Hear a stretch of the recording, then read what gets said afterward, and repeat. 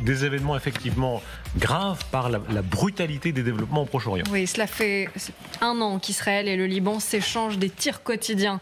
Il s'agit ce lundi d'une journée particulièrement meurtrière pour le Liban, du jamais vu depuis 2006, c'est-à-dire quasiment 20 ans. Le bilan des frappes israéliennes grimpe d'heure en heure, 492 morts, dont 35 enfants et plus de 1240 blessés. Ce sont les derniers chiffres du ministère de la Santé libanais. Regardez ces images, c'est le sud du Liban qui est à ce moment-là touché.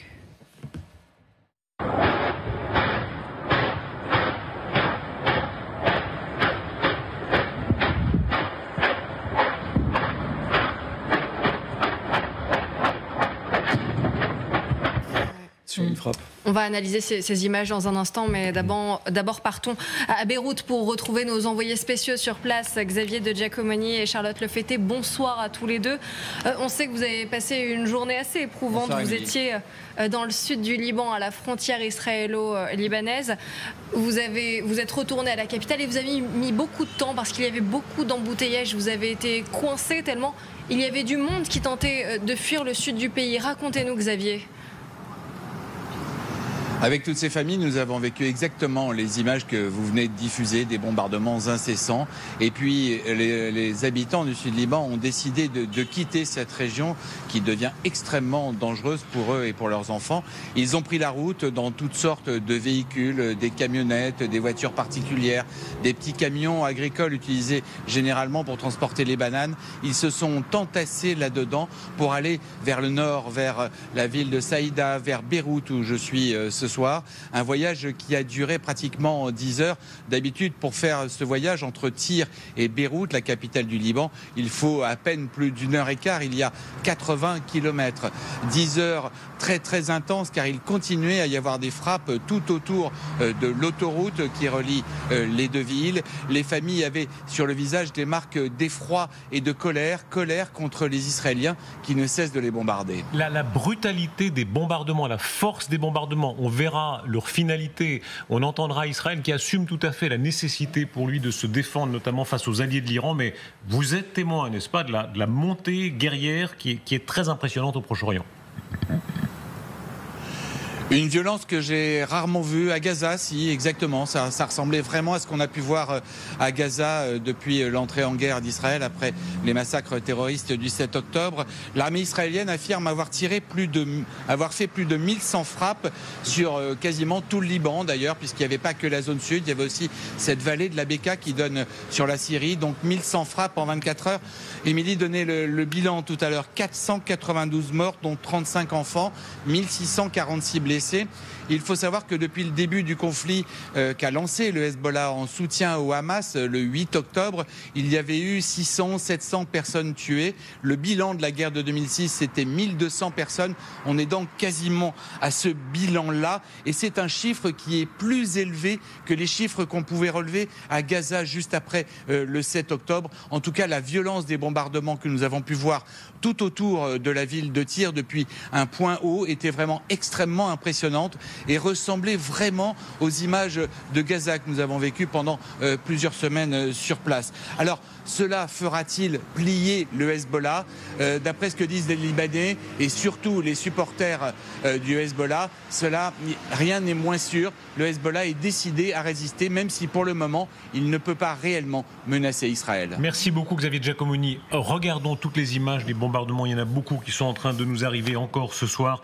Est-ce qu'on est en train de monter dans la guerre ? Hier, sur ce plateau, le général Richoud disait « Ne nous faites pas d'illusions, ce n'est pas un enchaînement comme il y en a eu d'autres, tir et contre-tir, c'est une entrée dans une guerre majeure. » Oui, c'est ça, on a effectivement tous les aspects. Et d'ailleurs, les Israéliens, depuis un moment, le disaient à leurs alliés qu'ils voulaient absolument régler, comme ils disent eux-mêmes, le problème du Hezbollah. Et l'inquiétude est telle, effectivement, que Joe Biden dit qu'il travaille absolument une désescalade avec le nouveau ministre des Affaires étrangères français, notamment qu'il va y avoir des réunions d'urgence du Conseil de sécurité de l'ONU, en principe. Les pays arabes aussi vont se réunir en marge de l'Assemblée l'Assemblée générale des Nations Unies parce que tout le monde est conscient effectivement ce soir que cette fois-ci, comme vous le disiez, c'est pas un échange de tirs Hezbollah-Israël, ça va bien au-delà de cela. Et puis, mais cette opération tous azimuts, n'est-ce pas? Il y a là quelque chose qui militairement, c'est un plan visiblement d'Israël pour mener une guerre peut-être préventive, mais de grande ampleur. En tout cas, c'est une campagne de frappe qui est massive, puisqu'on en est maintenant depuis 2 heures. Il y a eu 200 frappes supplémentaires, on a 1300 frappes. Essentiellement d'ailleurs sur les stocks de munitions du Hezbollah. On a vu là sur certaines images des explosions secondaires, ce qui prouve bien qu'il y a des explosifs à l'intérieur. Qui comptent donc là, que ce soit dans la Beka, donc dans l'est du Liban et au sud du Liban, Israël profite, voilà ce qu'on voit là, profite de la supériorité qu'ils ont acquise en détruisant la tête militaire du Hamas dans le bombardement, du Hezbollah, dans le bombardement d'avant-hier, où ils ont décapité les responsables militaires. On va revenir sur tous ces épisodes, mais expliquez bien. Vous voulez dire que là, ce sont des bombardements sur des stocks d'explosifs et on voit... Et des lanceurs. C'est-à-dire qu'ils sont en train de frapper essentiellement les moyens de frappe du Hezbollah dans la moyenne portée, 40 à 200 km. Pourquoi ? Parce que ce sont les munitions qui sont le plus compliquées, le plus nombreux et le plus compliqué à gérer avec d'hommes de fer. Donc ils sont en train, là on le voit dans le sud Liban, c'est-à-dire les 30 km au sud de la rivière Litani, que Israël veut absolument que la milice du Hezbollah se retire, parce que ce qui était l'accord de 2006, de se retire, et ils ne l'ont jamais fait, et qu'il soit remplacé par l'armée libanaise. C'est ça l'idée. Et donc, ils sont en train de frapper, de détruire l'ensemble des capacités de frappe moyenne sur donc entre 40 et 200 km, donc tous les missiles qui visent le nord d'Israël. Écoutez de quelle manière Israël raconte sa manière de pratiquer pour détruire effectivement les missiles et les roquettes tirées qui devraient être tirées par le Hezbollah. C'est le porte-parole de l'armée israélienne, Daniel Haggari, qui a bien justifié ces frappes et expliquer pourquoi précisément ces zones dans le sud du Liban et à l'est du Liban étaient frappées. Il s'agit d'un village au sud du Liban. Le Hezbollah stocke des missiles de croisière, des roquettes, des lanceurs et des drones à l'intérieur de maisons de civils, cachés derrière la population libanaise vivant dans le village. Nous surveillons ces activités, localisons les armes et les détruisons par des frappes précises, basées sur le renseignement. Je voudrais vous montrer un exemple d'une frappe effectuée il y a quelques semaines. Nous exposons ici la méthode utilisée par le Hezbollah pour dissimuler un missile de croisière à l'intérieur d'une maison. Les terroristes créent une ouverture spéciale pour le lancement du missile. Vous pouvez voir ici comment nous avons identifié les terroristes en train de faire une ouverture dans le bâtiment qui a permis de mettre au jour le missile. Lors d'une frappe précise, l'armée israélienne a éliminé le terroriste dans cette infrastructure de lancement de missiles peu avant le lancement.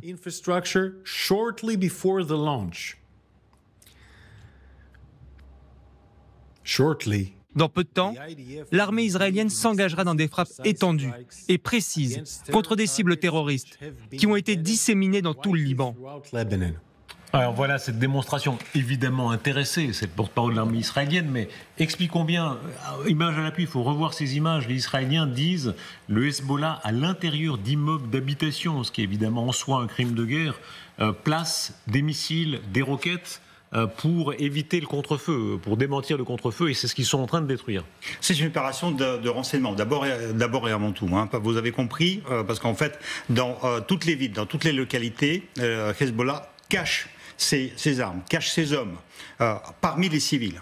Et donc, en fait, les Israéliens, c'est ce qu'ils revendiquent et ce qui est vrai. Parce que vous avez parlé de 1500 missiles qui ont été tirés. Combien de tués ? 492 tués. Ça veut dire que 3 missiles ont tué une seule personne. En gros, ça veut dire que les dommages collatéraux, c'est abominable ce que je dis, parce que chaque vie compte.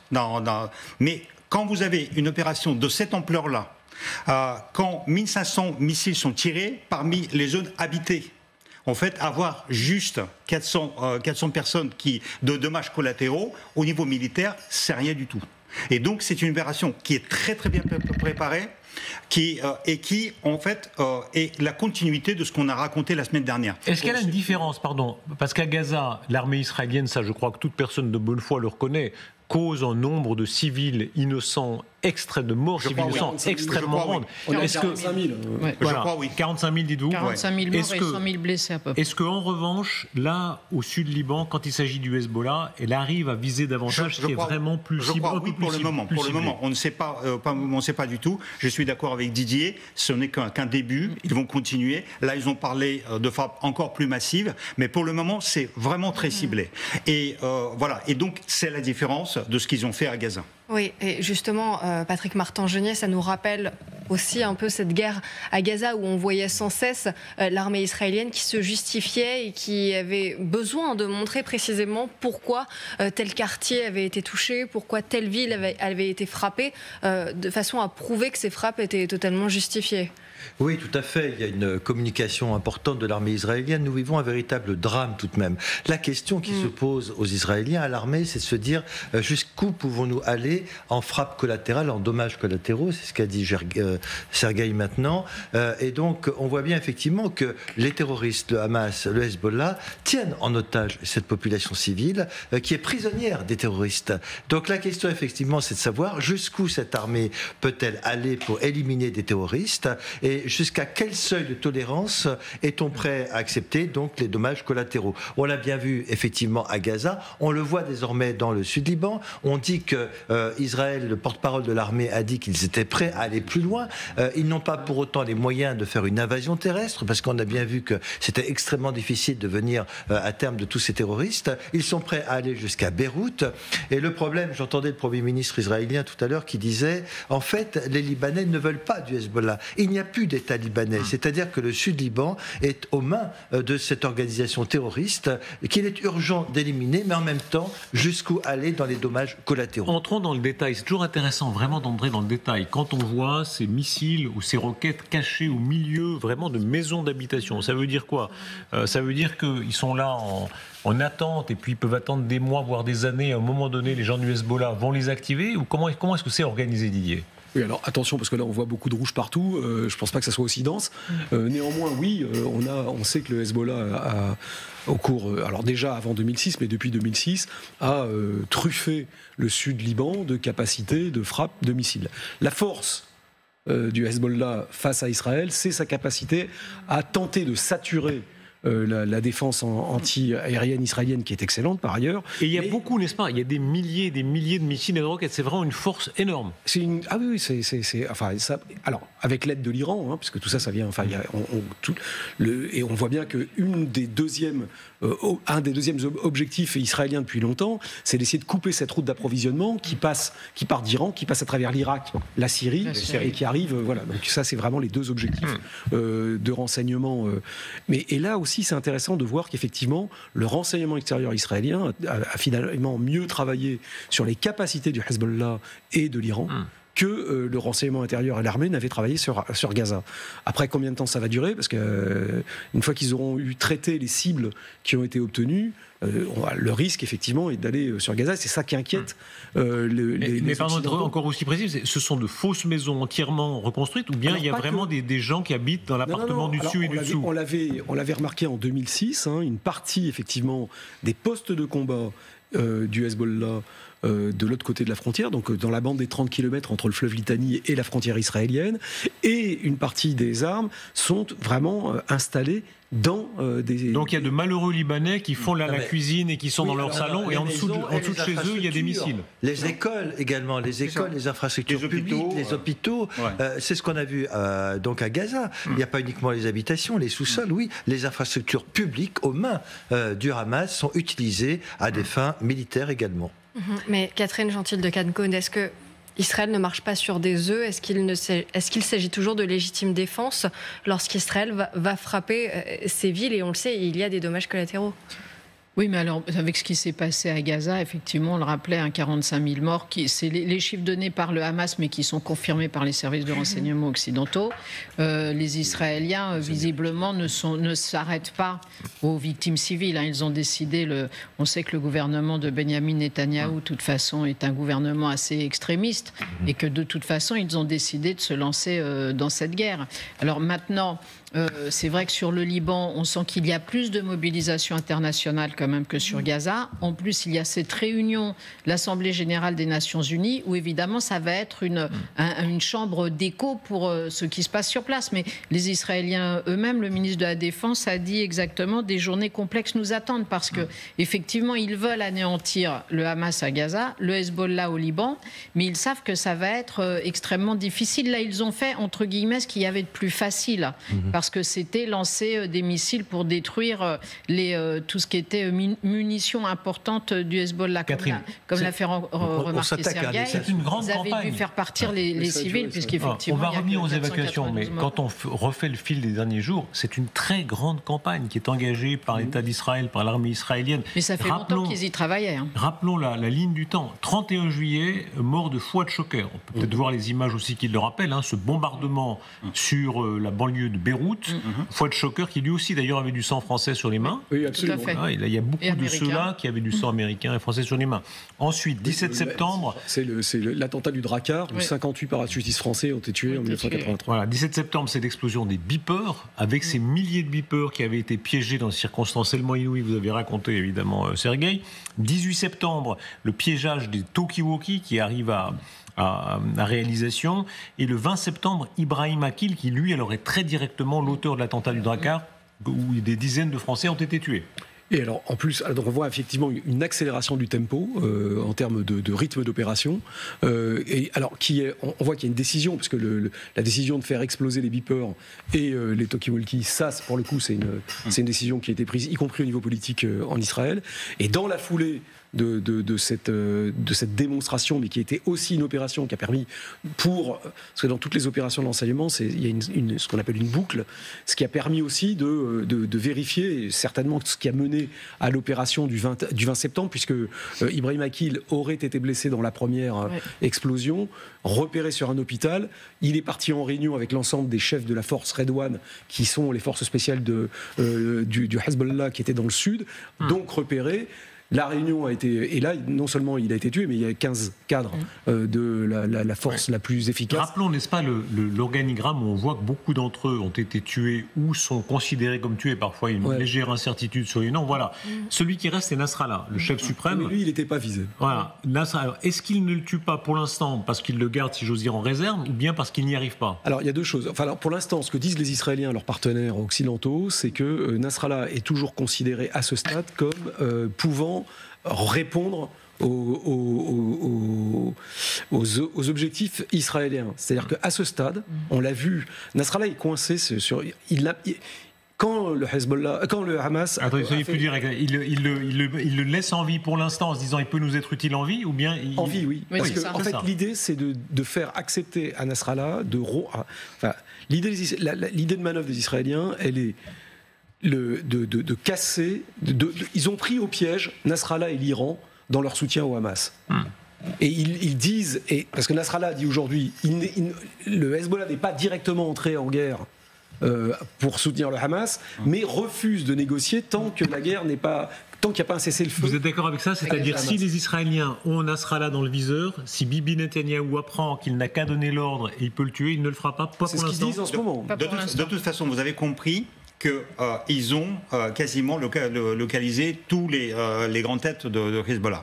Et en fait, quand vous avez cette structure-là, imaginons qu'ils ont décapité toute l'organisation. Ça veut dire qu'il n'y a plus personne déjà reconnu qui dirige l'organisation. Une grande partie, pas tous, ils sont très nombreux. Il y aura d'autres personnes qui vont venir, mais ce sera le désordre. Quand vous avez une structure qui existe, vaut mieux garder le chef parce que vous avez un interlocuteur. Vous savez, comme en 1945, l'armistice, il a fallu signer avec un maréchal Keitel, peu importe en fait, il fallait un haut gradé pour signer la reddition. On se rappelle qu'avec Arafat aussi, longtemps ils ont laissé Arafat vivant, hésité à le tuer, enfin il y a eu des atermoiements. Tant qu'ils ne considèrent pas qu'il est impossible de négocier avec cette personne-là, ils la laissent. Quand ils ont compris que cette personne-là, soit c'est quelqu'un qui dirige les organisations de renseignement, les organisations militaires, là ils les éliminent. Mais le leader politique, il faut le laisser parce que c'est celui avec lequel on va négocier. suis pas certain qu'ils ne veulent pas l'éliminer. Moi, je pense que c'est ce qu'ils disent pour l'instant. Je veux dire, dès que les Israéliens auront l'occasion d'éliminer Nasrallah, à mon avis, ils le feront. Et parce que cette organisation est complètement décapitée, c'est un chef politique qui continue à proférer des menaces. On ne voit pas bien de quelle façon on pourrait négocier avec lui, surtout si l'Iran venait à le lâcher, puisqu'on a vu ces dernières heures que l'Iran semblait un peu plus modéré et ne souhaitait pas partir en guerre avec Israël. Oui, mais un mot sur la stratégie israélienne. Est-ce que les Israéliens sont engagés dans une grande guerre où ils se disent qu'il faut en découdre maintenant dans tout l'Orient, parce qu'il n'y a pas d'autre moyen pour leur survie? En fait, ce qu'ils disent à leurs partenaires, encore une fois, aux Occidentaux, c'est vous êtes bien gentils, vous nous demandez d'arrêter, etc. Mais enfin, personne ne va régler le problème. Donc là, en fait, ils sont sur une lancée où ils veulent capitaliser sur le fait qu'ils ont imposé et à l'Iran et au Hezbollah le fait qu'ils ne pouvaient pas réagir. L'Iran a été frappé quand même très durement aussi par l'assassinat d'Ismaël Haniyeh à Téhéran dans une maison forte des Pasdaran, donc des gardiens de la révolution, le bras armé du régime, et l'Iran n'a pas réussi à riposter. Le Hezbollah est dans la même situation. Donc aujourd'hui, les Israéliens flirtent avec la ligne d'offensive et de guerre, parce qu'ils savent qu'ils mettent le Hezbollah et l'Iran dans une situation difficile. Ils sont prêts à prendre ce risque. On va revenir au but de guerre israélien, mais d'abord, mesurons à quel point effectivement c'est une très grande guerre qui est en train de s'ouvrir sur les Libanais et sur les Israéliens. Sur les Libanais d'abord. On apprend que les Libanais ont reçu, en tout cas certains, une partie de la population a reçu des messages sur les téléphones, des messages d'Israël, c'est ce que vous voyez sur cet écran, qui demandent aux populations d'évacuer les lieux où ils se trouvent. Sur le message précisément, voici ce qu'il y avait écrit: si vous vous trouvez dans des bâtiments contenant des armes du Hezbollah, restez à l'écart du village jusqu'à nouvel ordre. Et écoutez ces témoignages de Libanais juste après les frappes qui ont touché le pays. Bien sûr, j'ai peur pour mon pays. C'est ma patrie et je m'en préoccuperai toujours.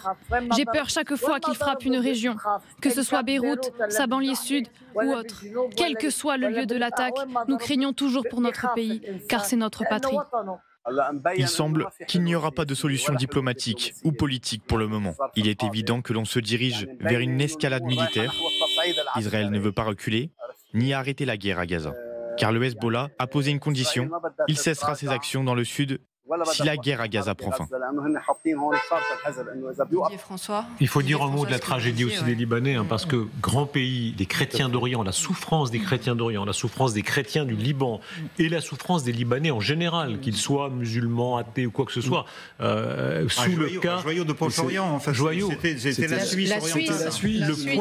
Le poison de l'islamisme et le poison de l'islamisme du Hezbollah qui déploie ses effets sur des années, des décennies. Malheureusement, on le voit dans ce témoignage, les Libanais sont malheureusement extrêmement conscients et réalistes. Ils connaissent parfaitement la situation, ils la subissent. Et voilà. Et donc eux sont effectivement coincés entre le marteau et l'enclume, c'est-à-dire entre cette milice qui s'est substituée à l'appareil d'État d'un Liban extrêmement affaibli. Il y a des milliers, n'est-ce pas, de photos qui circulent sur les réseaux sociaux, qui en général sont de vraies photos, où on voit le Liban idyllique, il faut dire ce qui est. Tous les Libanais vous racontent à quel point ça a été des années douces, où il y avait la mer et la montagne pas si loin, on pouvait se baigner à la mer et aller faire du ski là.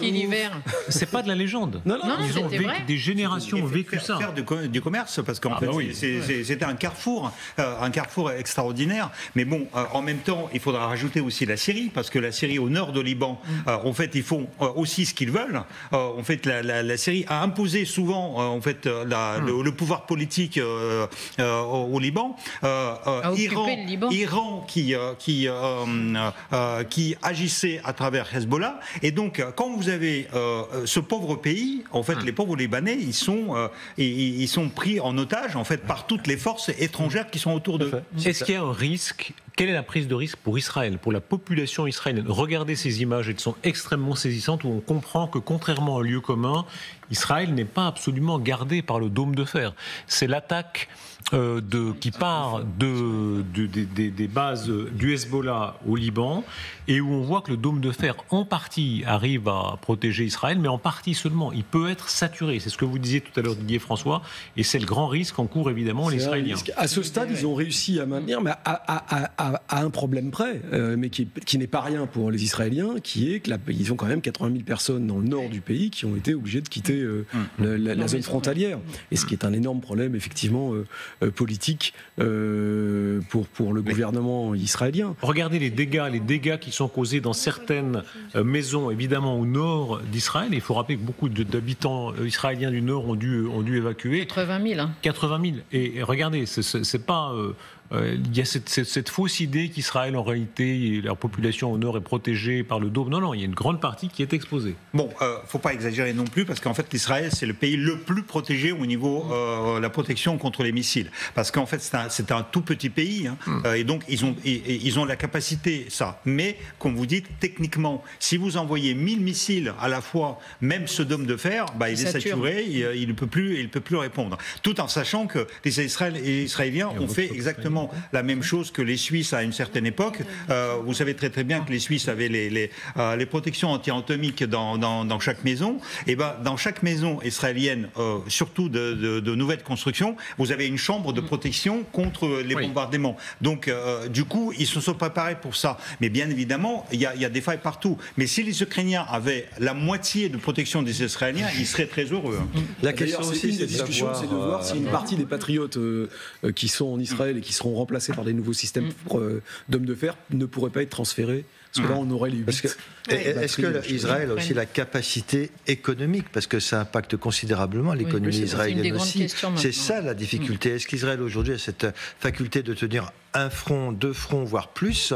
Est-ce que ça impacte aussi considérablement l'économie israélienne pour les militaires qui sont mobilisés? C'est vrai qu'à un moment donné, je pense que Israël sera peut-être amené finalement à accepter un cessez-le-feu que pourrait lui proposer la communauté internationale. Que dit la communauté internationale? Pendant qu'on parle, Joe Biden s'est à nouveau exprimé sur la question un peu plus tôt dans la journée. Il avait dit qu'il allait faire tout son possible pour éviter qu'une guerre plus large n'éclate. Et puis là, il vient de le redire, c'est l'une de ses priorités. Il va tenter d'arrêter un embrasement de la région. J'ai été informé des derniers développements en Israël et au Liban. Mon équipe est en contact permanent avec ses homologues et nous travaillons à une désescalade qui permettrait aux gens de regagner leur maison en toute sécurité. Ah voilà, la déclaration encore assez soft de Joe Biden. Il a eu des mots aussi plus durs pour, en quelque sorte, ils veulent retenir le bras des Israéliens. Pourquoi ? Et Emmanuel Macron, le téléphone Emmanuel Macron, Bibi Netanyahu, c'est mal passé. Ça s'est très mal passé. Pourquoi veulent-ils à ce point retenir le bras d'Israéliens? Parce qu'ils ont peur parce que c'est les élections américaines aussi, parce que vous avez aussi un lobby. Je vous rappelle quand même que les États-Unis aident Israël. Il y a le paquet de 16 milliards ou 15 milliards qui a été voté en même temps le 20 avril que le paquet d'aide pour l'Ukraine. Donc les États-Unis, en fait, sont toujours partagés, parce que d'un côté, c'est un allié absolument fier et constant d'Israël, et en même temps, ils ne veulent pas les pousser mais vers là, la guerre. pardon, là, il y a 2 lignes, clairement. Donald Trump, quand il était aux affaires, était clairement pro-Bibi Netanyahou, de manière absolue. Les républicains. Kamala Harris et Joe Biden sont beaucoup plus réservés, réservés sur cette opération. Donald Trump, il n'y avait pas une situation aussi explosive au moment où il était au pouvoir et où soutenait effectivement de manière totale Israël. Là, les Américains, ils ont 2 problèmes.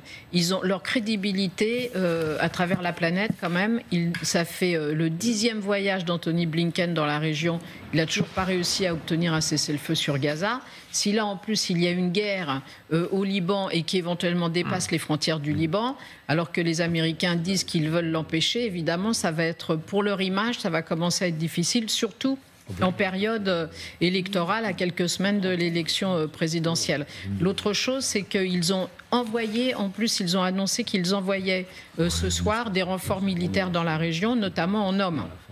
Donc ils essaient les 2 choses, l'aspect diplomatique et aussi l'aspect militaire, parce qu'évidemment, ils ne sont pas sûrs qu'ils vont pouvoir empêcher cette guerre qui peut s'étendre. Est-ce que Benjamin Netanyahou est le moins du monde retenu par ça? Ou est-ce qu'il considère que c'est sa guerre et qu'il ira, quoi qu'il arrive? Non, mais il ne reculera devant rien. D'abord, on l'a vu, Catherine l'a dit, il est prisonnier de partis nationalistes d'extrême droite. Sa garantie, c'est de rester au pouvoir, sans quoi il sait qu'il perdra le pouvoir et qui devra rendre compte de ses actes devant la justice israélienne, voire internationale. Il ne reculera devant rien. Il n'écoutera ni les Américains, ni les Européens. Il considère qu'il a une mission sacrée qui est celle d'éliminer tous les terroristes. Rien ne l'arrêtera. Et c'est ça, aujourd'hui, la difficulté. Est-ce qu'il a raison? Parce que sur le fond, oui, il a des arrière-pensées politiques, c'est certain, mais si on se met un instant à la place des pro-Netanyahou, de la partie de l'opinion israélienne qui le soutient, qui sait que l'Iran veut la destruction d'Israël et aura bientôt la bombe, il sait que le Hezbollah a des dizaines de milliers de missiles et de roquettes, bien sûr. Ils peuvent penser, c'est un choix politique, on est d'accord ou non, mais ils peuvent penser, pardon, je finis ma question, qu'il y a une guerre préventive à mener maintenant plutôt que dans 10 ans. On l'a toujours dit, il y a tous ces proxys, les Houthis, le Hamas, le Hezbollah, il y a l'Iran qui est derrière, même si l'Iran a déclaré ces dernières heures qu'elle ne souhaitait pas d'une guerre généralisée. Et donc on voit bien que de toute façon, l'Occident n'était pas prêt à suivre Israël dans un embrasement généralisé. Donc il dit, je n'ai rien à perdre, et je sais que de toute façon, j'aurai le soutien de l'Occident. Donc il va y aller, parce qu'effectivement, il y a des menaces existentielles, il y a l'Iran, il y a la Syrie, tous ces proxys, et ils vivent dans un environnement extrêmement... Mais pour poser la question autrement, est-ce que c'est un embrasement à craindre ou à espérer, en considérant que c'est maintenant qu'il vaut mieux qu'il ait lieu maintenant, plutôt que dans 10 ans, quand l'Iran aura la bombe? Sergueï. Vous avez compris que... les Israéliens, avec le renseignement, ont préparé ça depuis des mois, voire des années. Ça veut dire que tous ces cibles étaient bien repérées. Tous ces cibles étaient bien localisées, géolocalisées. Et en fait, ils n'attendaient que le bon moment. Et en fait, à mon avis, ces histoires avec les pagers qui ont commencé à sauter la semaine dernière, c'était un peu subi parce qu'en fait, ils préparaient peut-être ça pour un autre moment. L'armée n'était pas au nord de Liban. Donc, en fait, ils ne préparaient pas au nord d'Israël et au sud de Liban. Donc l'Israël ne se préparait pas pour ouvrir ce deuxième front, mais une fois, lorsqu'ils ont commencé cette opération, ils se sont dit, c'est le moment peut-être de décapiter et de porter au moins un coup terrible à Hezbollah. Mais est-ce que c'est un bon calcul? Votre avis à vous, c'est quoi votre avis? Je crois que opérationnellement, c'est un bon calcul. Ça veut dire que de toute façon, ça s'est passé. Donc, il y avait 3000 personnes qui ont subi déjà des pertes, enfin comment ça s'appelle, avec les trucs là qui ont sauté, les pagers. Donc ils se sont dit, puisque c'est comme ça, et puisque c'est de toute façon, à un moment donné, il faudra se décider avec Hezbollah, c'est peut-être le moment de lancer ça, parce que peut-être qu'il n'y aura pas de meilleur moment. Et donc, mais ils n'ont pas lancé... Contrairement à ce qu'on raconte, ils n'ont pas lancé une grande guerre globale. Ça, on n'en est pas tout à fait sûr. Quand on voit l'enchaînement de tout à l'heure, on comprend qu'il y a eu toutes ces destructions ciblées. Tout est relatif. C'est quand même beaucoup de cibles. Hein. C'est ciblé, mais c'est beaucoup de cibles. Mais c'est très ciblé. Ils ne veulent pas une guerre contre le Liban. Le Premier ministre israélien l'a dit. Ils ne vont pas débarquer là-bas. Ils ne vont pas envoyer des troupes terrestres. Ils n'en ont pas les moyens non plus. Donc ils frappent effectivement de manière extrêmement ciblée. L'objectif du gouvernement israélien, je crois, c'est de se donner un maximum d'avantages pour pouvoir négocier en position de force lorsqu'on parlera d'un cessez-le-feu. Je suis d'accord. On ne sait pas. Honnêtement, c'est un peu tôt pour répondre à ça parce que c'est pas garanti du tout. D'abord, ils ont la 98e division qui est maintenant libre, qui a été dégagée de Gaza, qui a été reconstituée et qui est prête et qui a bougé vers le nord. La 76 aussi. Ils sont quand même 2 divisions qui sont capables d'entrer en premier. C'est les garanties. C'est les garanties. C'est les arrière-garde. C'est au cas où. Oui, mais après, il y a des logiques. Justement, quand on parle de logique d'escalade, c'est que ils peuvent. Après, le Hezbollah aussi, il peut y avoir des fautes de calcul. Honnêtement, c'est beaucoup trop tôt pour le savoir. Le Hezbollah, il y a un moment, peut dire bon, ok, de toute façon, à tout prendre, on y va. Donc, honnêtement, c'est ça qui inquiète. J'imagine que les Israéliens, en fonction de leurs intérêts nationaux et de leurs intérêts vitaux, ont fait une décision, un calcul où ils acceptent un risque plus important que ce que n'acceptent les Occidentaux. Et d'ailleurs, c'est ce qu'ils disent aux Français, aux Américains et aux Anglais. Mais vous ferez pas le boulot, donc il n'y a que nous pour le faire. Donc, de ce point de vue-là, personne ne peut leur dire l'inverse. Donc, mais après, il n'est pas du tout certain. D'abord, c'est à la fin du round qu'on voit si oui ou non, pardon, excuse-moi, que si oui ou non leur calcul a été juste. Est-ce que c'est la guerre de Netanyahou, sa guerre à lui? C'est la guerre d'une partie de l'opinion israélienne, mais est-ce que c'est aussi sa manière à lui de considérer toujours qu'il faut frapper le plus fort? C'est quand même dans la structure mentale de Benyamin Netanyahou. Hein. Souvenez-vous, dès le début, il était hostile aux accords de paix de 1993 qu'avaient signé Yasser Arafat et Yitzhak Shamir et Shimon Peres côté israélien. Donc c'est sûr que lui, il est plus dans cette cette dynamique. En même temps, il est confronté à une vraie limite qui est le pouvoir iranien qui est toujours en place. C'est-à-dire que tant que vous aurez les mollahs à Téhéran qu'ils seront en train de développer l'arme nucléaire, le danger continuera d'exister parce qu'ils continueront de soutenir tous les mouvements anti-israéliens de la région qui vont être en plus galvanisés par tout ce qui se passe actuellement en disant il faut bien sûr se battre contre Israël. Écoutez, cette petite séquence de Bibi Netanyahou, elle a énormément circulé après l'histoire des pagers. Elle date d'avant. Mais alors ceux qui aiment Netanyahou disent voilà, ça c'est le Netanyahou qui a peur de rien, qui se compare à 007, à 1. Et ceux qui ne l'aiment pas disent évidemment c'est un criminel de guerre et il est extrêmement dangereux pour la région. Mais de cette façon d'assumer avec beaucoup de culot le défi qu'il lance à ses ennemis. Netanyahou, vous savez qu'il vous compare à James Bond maintenant? N'importe quoi. Je suis Netanyahou. Benjamin Netanyahou. Ah, ça vous fait rire. Hein, il en joue, bien évidemment, il en joue, mais il peut se permettre des blagues comme ça parce qu'il sent quand même qu'il n'est pas tout seul. Hein. Faut pas croire. Ça, c'était il y a 3 ans.